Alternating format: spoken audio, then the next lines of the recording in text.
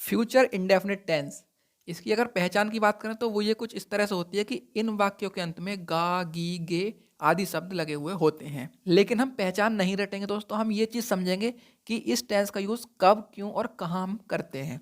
तो दोस्तों, जिस समय पर हम कुछ बोल रहे होते हैं उससे आगे के समय की अगर कोई बात हमें बतानी हो, या हम क्या करने वाले हैं, क्या हम करेंगे, अर्थात जब हम भविष्य की बात करें तो वहाँ पर हम फ्यूचर इंडेफिनिट टेंस का यूज़ करते हैं।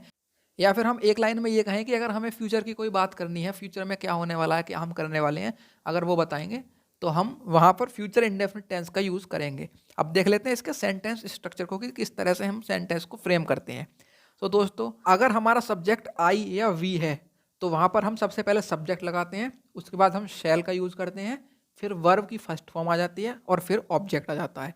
इसके अलावा अगर हमारा सब्जेक्ट आई और बी के अलावा कुछ भी है, ही, सी, इट, दे, यू, जो भी हो, वहाँ पर हम सब्जेक्ट लगाते हैं सबसे पहले, उसके बाद विल लगाते हैं, फिर हम वर्ब की फर्स्ट फॉर्म लगा देते हैं और उसके बाद हमारा ऑब्जेक्ट आ जाता है। ये जो सेंटेंस स्ट्रक्चर है दोस्तों कि आई वी के साथ हम शैल का यूज़ करेंगे और अदर सब्जेक्ट के साथ हम विल का यूज़ करेंगे, ये एक स्कूल की ग्रामर के हिसाब से बहुत अच्छा है और स्कूल का अगर कोई स्टूडेंट इस वीडियो को देख रहा है तो वो इसे प्रेफर कर सकता है।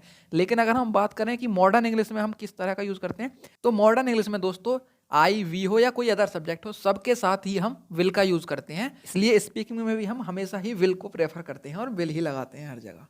अब दोस्तों एग्जांपल्स देख लेते हैं। अगर हम बोलें तुम कल दिल्ली जाओगे, तो यहाँ पर हम कैसे इसे फ्रेम करेंगे। सबसे पहले सब्जेक्ट आ जाएगा यू, फिर उसके बाद हम विल लगा देंगे, उसके बाद जाने की आएगी गो और ऑब्जेक्ट टू दिल्ली, और उसके बाद कल के लिए लगा देंगे टुमारो।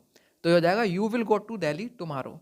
इसे हम यू विल को हम यूल भी पढ़ सकते हैं, यूल, ये थोड़ा अट्रैक्टिव लगता है। फिर एक एग्जांपल और देखते हैं। अगर हम बोलें मैं बाजार जाऊंगा, तो यहाँ पर हम अगर ग्रामर के रूल के अकॉर्डिंग हम बोलें तो आ जाएगा आई शैल गो टू मार्केट। लेकिन अगर मॉडर्न इंग्लिश की बात करें या स्पीकिंग की बात करें हम, तो वहाँ हो जाएगा I will go to market. और इसे हम आई विल को एब्रिवेटेड फॉर्म में आइल भी लिख सकते हैं, आइल। तो ये हो जाएगा I will go to market. I hope ये चीज़ क्लियर हुई होगी। अब देखते हैं नेगेटिव सेंटेंसेस को।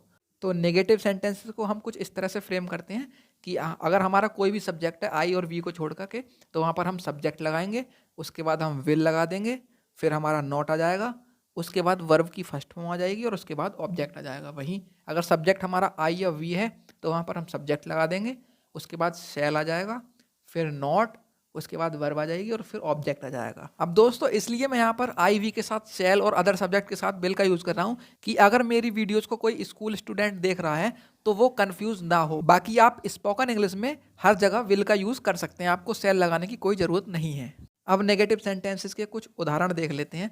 अगर हम बोलें तुम अकेले बाजार नहीं जाओगे, तो इसके लिए सबसे पहले यू आ जाएगा, उसके बाद हम विल लगा देंगे, फिर नॉट, और फिर जाने की गो, और ऑब्जेक्ट आ जाएगा टू मार्केट, और उसके बाद अकेले है तो एलोन लगा देंगे। तो ये हो जाएगा you will not go to market alone, या फिर you will not go to market alone. एक एग्जाम्पल और देखते हैं। वह तुमसे बात नहीं करेगी, तो सबसे पहले वह के लिए शी आ जाएगा, उसके बाद विल नॉट, बात करने की टॉक, और तुमसे टू यू। तो ये हो जाएगा C will not talk to you. ये हुआ हमारा नेगेटिव। अब देखते हैं इंटेरोगेटिव को। इंटेरोगेटिव अब दो टाइप के होते हैं। फर्स्ट टाइप जिसमें क्वेश्चन वर्ड वाक्य के बीच में आता है, और सेकंड टाइप जिसमें क्वेश्चन वर्ड यानी प्रश्नवाचक शब्द वाक्य की शुरुआत में आ जाता है। तो सबसे पहले फर्स्ट टाइप का सेंटेंस स्ट्रक्चर देख लेते हैं।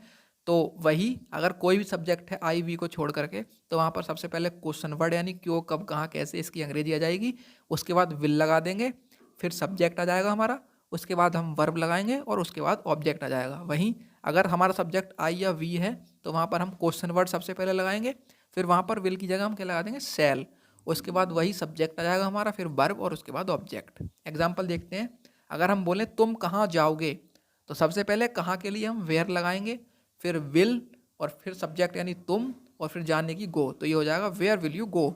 ऐसे ही अगर हम बोलें रमेश कल क्या करेगा, तो सबसे पहले क्या के लिए हम वॉट लगाएंगे, फिर विल आ जाएगा, फिर सब्जेक्ट रमेश आ जाएगा, फिर करने की डू, और कल की टुमारो। तो ये हो जाएगा what will Ramesh do tomorrow. अब सेकंड टाइप देखते हैं दोस्तों। वही तो सेकंड टाइप में अगर हमारा सब्जेक्ट कुछ भी है आई वी को छोड़ करके, तो वहाँ पर स्ट्रक्चर कुछ इस तरह से होगा कि सबसे पहले हम विल लगाएंगे, फिर हमारा सब्जेक्ट आ जाएगा, उसके बाद वर्ब लगाएंगे और उसके बाद हम ऑब्जेक्ट लगा देंगे। वहीं अगर हमारा सब्जेक्ट आई या वी है तो सबसे पहले हम शैल लगाएंगे, उसके बाद सब्जेक्ट आ जाएगा, फिर वर्ब और फिर ऑब्जेक्ट। एग्जाम्पल देखते हैं दोस्तों। अगर हम बोलें क्या राम गाना गाएगा, तो सबसे पहले इस पर क्योंकि क्या है तो यहाँ पर सबसे पहले क्या आएगा, विल। फिर राम, तो राम सब्जेक्ट है तो राम आ जाएगा सब्जेक्ट। उसके बाद गाएगा सिंग, और गाना इज सॉन्ग, तो ये हो जाएगा will Ram sing a song. वैसे ही एक एग्जाम्पल और देखें, क्या वह तुमसे मिलने आएगी, तो सबसे पहले क्या है तो यहाँ पर सबसे पहले क्या आएगा, विल।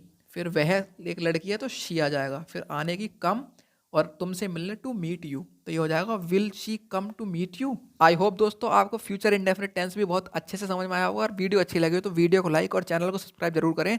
अगली वीडियो में हम मिलेंगे फ्यूचर कॉन्टिन्यूअस के साथ। अब तक के लिए जय हिंद, जय भारत।